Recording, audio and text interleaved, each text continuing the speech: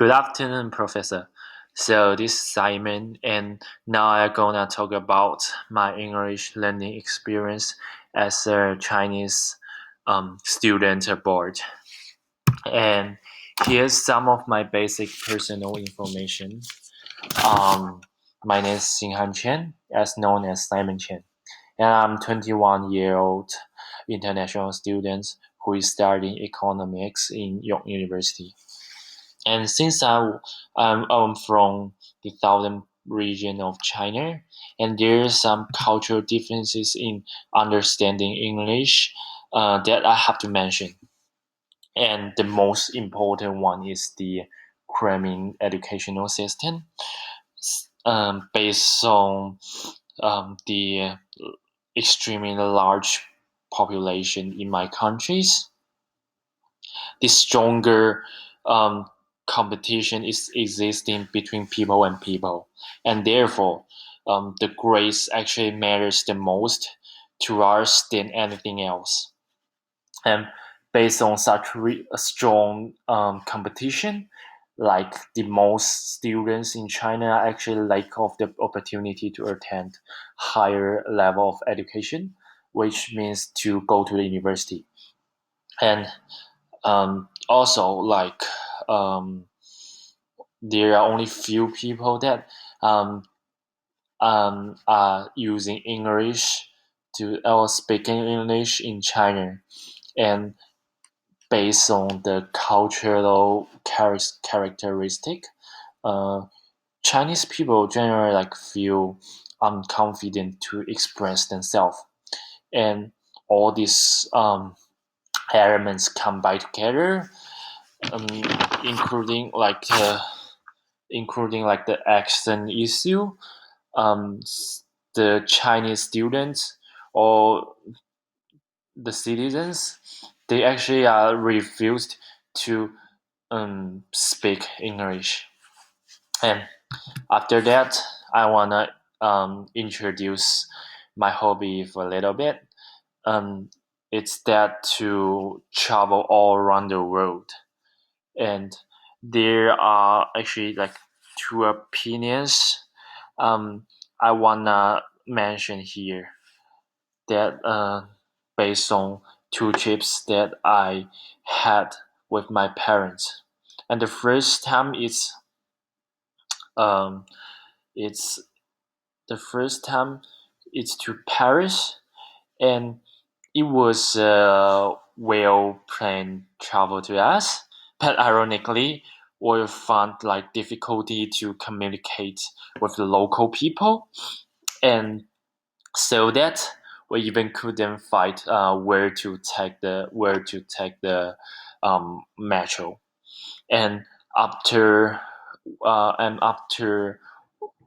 we went to the shopping center, we also couldn't ask about the size of our t-shirt, why my mother wanted to try it.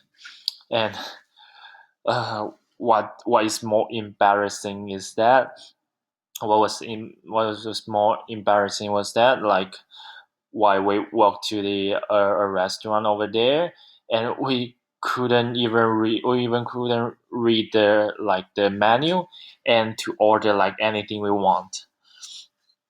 And however, in my second trip to London, after 5 years, I went to Paris.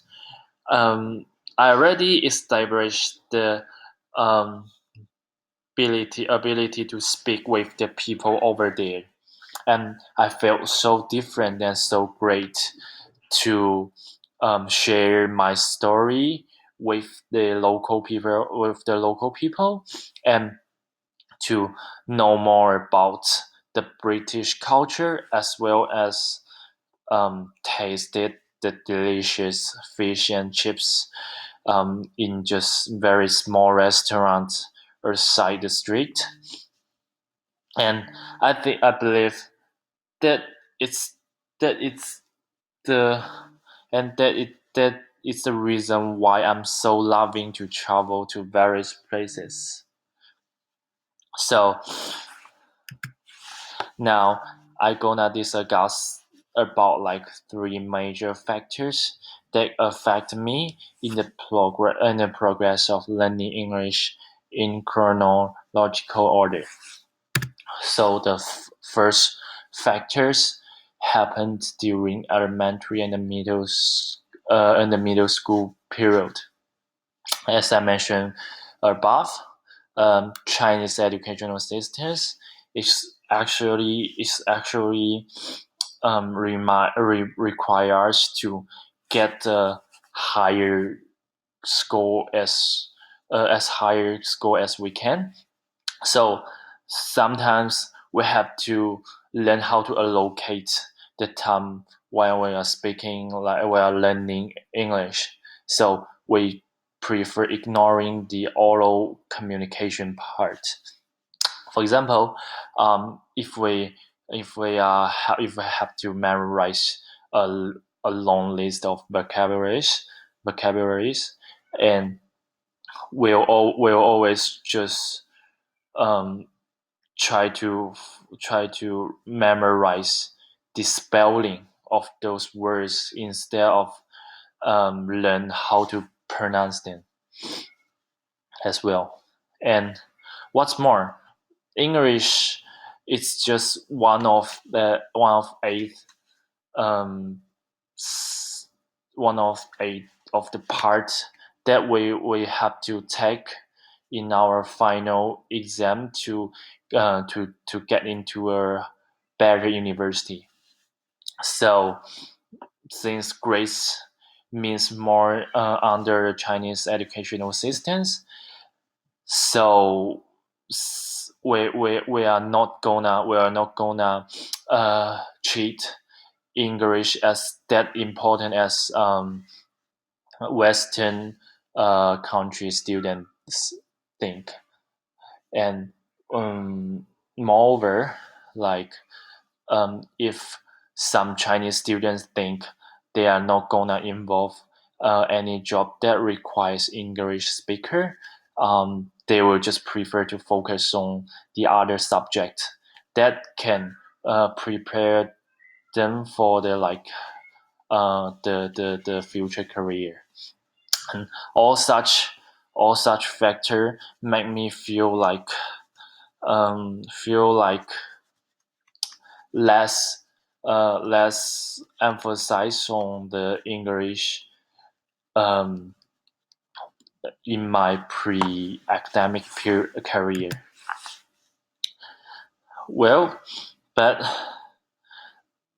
after the graduation from of my graduation from middle school, I occasionally had the opportunity to attend a summer camp to New Jersey, and the trip really changed my mind, my my mind to English as only a subject to like a distinguishable language that have whole different Western culture behind. So at that period, uh, I was able to live like American students in campus, and to talk with to try my best to talk with them and to share their story as well as their cultures. And what's more, the um, the summer's campus requires us to take some ESL course in the campus, and that was the first time I can learn English uh, like American student did.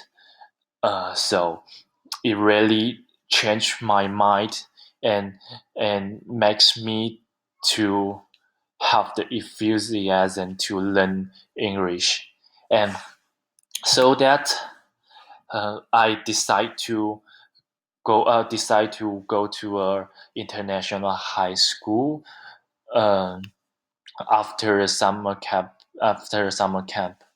and the Xiangjiang High School in that period was my best choice to have.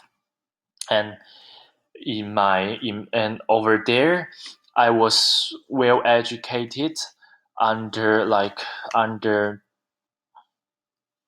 under condition that um all teachers um, told us in English. And what's more, the AP courses um, or the courses that like all the American students um, should take during their high school period, and it really helped me to gain the uh, ability in in both oral and written English. And after that, after I finish my TOEFL test in my 11th grade, my father encouraged me to go to the Columbia International College in Canada to help me to prepare to better prepare for my life, for my career in the university, so that I don't have to accommodate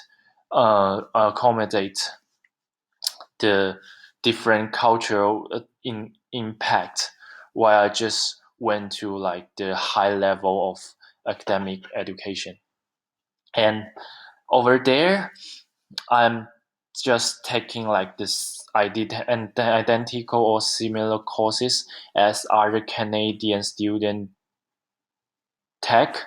And what's more is like I can stay in the classes with the classmates that are from all over the world, and it was the first time that I have such chances to communicate with so many like um, anglophones like that with different accents, and it is seriously like it really gains my confidence to express myself and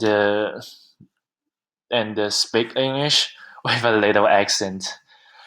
And all the like the three factors I have here have like established my new identity of being a transnational student that can um, live well and love English and love studying Canada in a brand new identity.